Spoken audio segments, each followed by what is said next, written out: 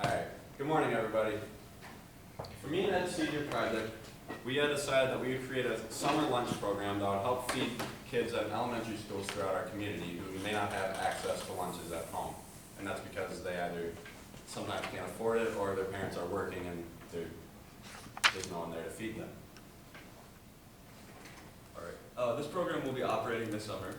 It will be open Monday, Wednesdays and Fridays from June 19th all the way through July 10th. And the reason that we chose this as a senior project is because we felt that this could be largely positive for our community because we're helping students and children who are unable to feed themselves or have a hard time or are having difficult times being able to feed themselves. So we started off looking at statistics first to see how big of an issue this really is. And in our state, Michigan, students that have been receiving subsidized lunches have been increasing over the last decade. And then it started to level out around the 46% mark. But it has increased about 9% since 2006, which, if you think about that, yes, it's 9%. But in the state of Michigan, we have over 100,000 students publicly K through 12. So it's a pretty big issue. A lot of people are getting affected, somewhere around 60,000. So this is a huge issue. And then we wanted to look more locally. So we looked at Isabella County. And we found that actually Isabella County is the third most food insecure place in the state of Michigan, just behind Lake County and Wayne County down near Detroit. So we're really affected by this. And as you can see up there, the statistics from Feeding America is there are 12,000 people in Isabella County who are at risk of food insecurity. And there's only 70,000 people that live in this county. That's 1 in 6. That's a huge number. So this is impacting a lot of people, including students in our local area, which we led into more research that brought us to MLive, and these are statistics for our school district. Specifically, we wanted to look at elementary students because it's really not their fault that they're in this position. So we were looking at it, and you can see Fancher has 388 students, 37% are on the free and reduced lunch program. By the way, that's what this chart is. It's the percentage of students that are enrolled in the free and reduced lunch. So each school is like above 30%. It's huge. And out of the elementary schools, Bowles has 425 students. They have the second highest percentage of enrollment in the free and reduced lunch program. And they have 180 some students that get this every single day from the fall to spring. And during the summer, this creates an issue because they're no longer receiving what could potentially be their only meal, or maybe their biggest meal, maybe the most nutritious. So it's a huge issue, and we need to find a way that we can help them. So after talking about it for a long time, we were thinking about lots of different ways to help, and we decided that the best way would be to create this summer lunch program. And so our first problems were, how do we create this program and where would we do it? So after speaking to Sarah Gilbert, Mrs. Gilbert, let's say, we decided that we would start working with the Community Compassion Network, who does this kind of stuff all the time. And we found that they have been a great help. And through a grant that they received from the Mount Pleasant Area Community Foundation of $3,000, we would be able to fund the program. So then our problem just became where we would hold it, which we ultimately decided would be at the First Presbyterian Church, which is the church I attend. So we spoke to my church a lot, and that's where we decided that we would do it, because we have lots of volunteers and lots of people willing to help. And another thing we had to worry about was how many students are we going to be able to help? Because we have $3,000 to work with. That doesn't necessarily go as far as this. So we figured with some cost estimations that you'll see later in our presentation that we are hoping we could help out somewhere between 50 to 100 students. And 100 is really pushing it, but we're really hoping we'll be able to. But like I said earlier, the school we decided to target was Bowles Elementary because they have the most elementary students that have high food insecurity and are enrolled in the summer lunch, or the free and reduced lunch program. So we thought this would be a great place to start because while like Western Intermediate and high school both have many more students that are at risk for food insecurity or that are enrolled in the free and reduced lunch program, we can't with our program as the way it is, we don't have enough funds wants to deal with 300 students. So we needed to set a realistic goal and make sure we could get through and not have any shortcomings. And VALS is really just more of a focus group. In later years, and we're hoping to continue this through next summer and the summer after that and the summer after that and so on, we hope to expand to all the schools in the district. But as of right now, because of financial limitations, we had to start with one focus group just to get an idea of the need and who would be using the program in the community. So after this, we started learning more about what we needed to do and how we were going to do it. And this was when we really kicked off our research. Because before we looked at some statistics, saw there was an issue, we decided we wanted to address it. And now is when we began to actually specifically work on like our annotated bibliographies and figure out what we needed to do and how we were going to do it. Because we needed to figure out how we were going to run a program like this. This is huge. We are working with another organization's money.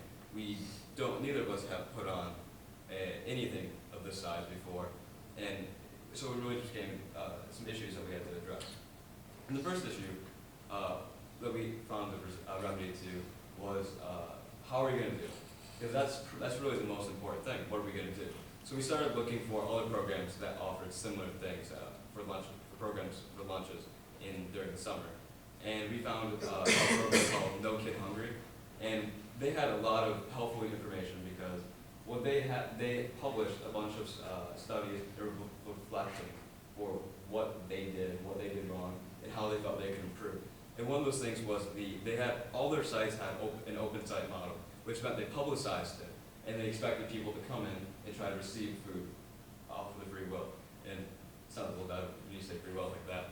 But what that means is they kept getting low turnouts because people weren't seeking out help. You have to go find people, you have to get them to register for it, and also you have to keep in mind with having an open site where the kids have to go to a location to get food, if they can't afford to purchase their own lunches during the summer, the chances that they'll have transportation to get to a site in the first place is kind of ridiculous. So we found a way to go around that, and that's with our volunteers. We're asking our volunteers to prepare the lunches at the First Presbyterian Church in Mount Pleasant, and then we're also delivering them to specific drop-off locations.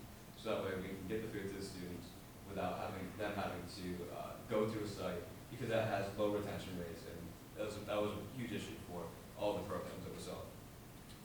And next, we needed to figure out how many students we were going to have. And to do this, Drew, you made a survey.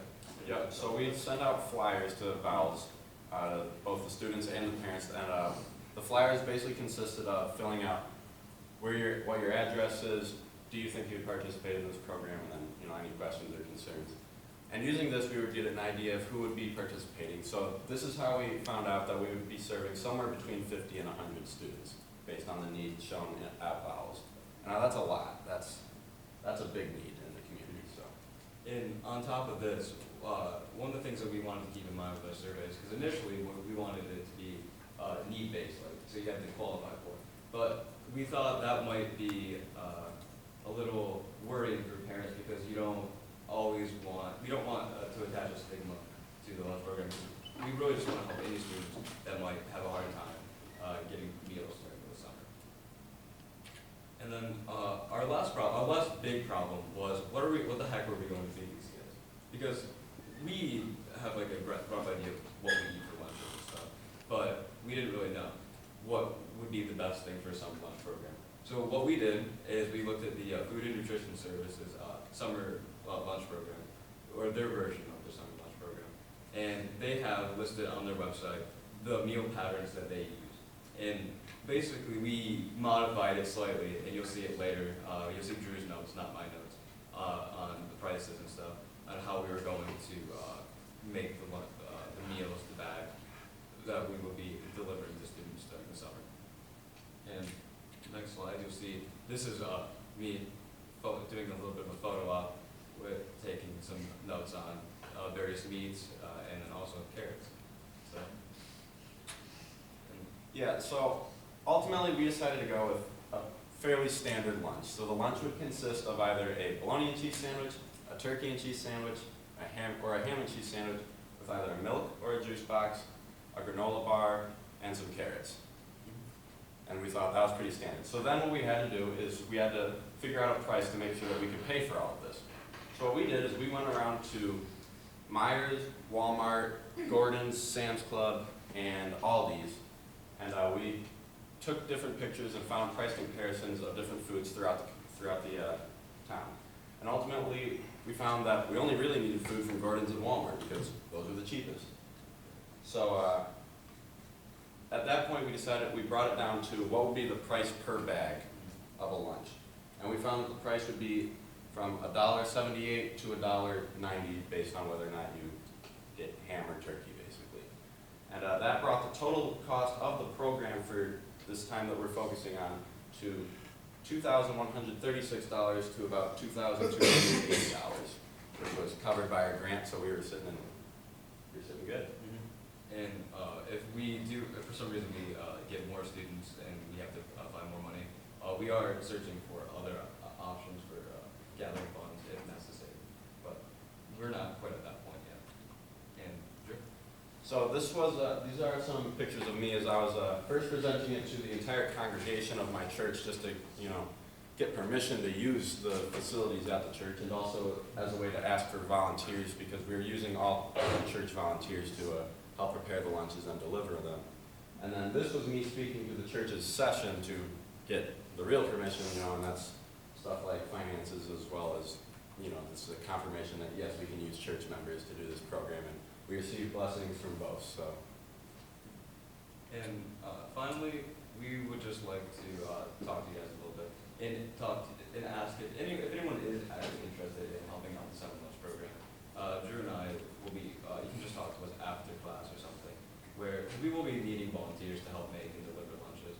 And because it's really important for us to remember that these children are suffering from something that is not their fault. This is just an unfortunate situation to be in. So if you'd like to help out, you can come talk to us about it. And we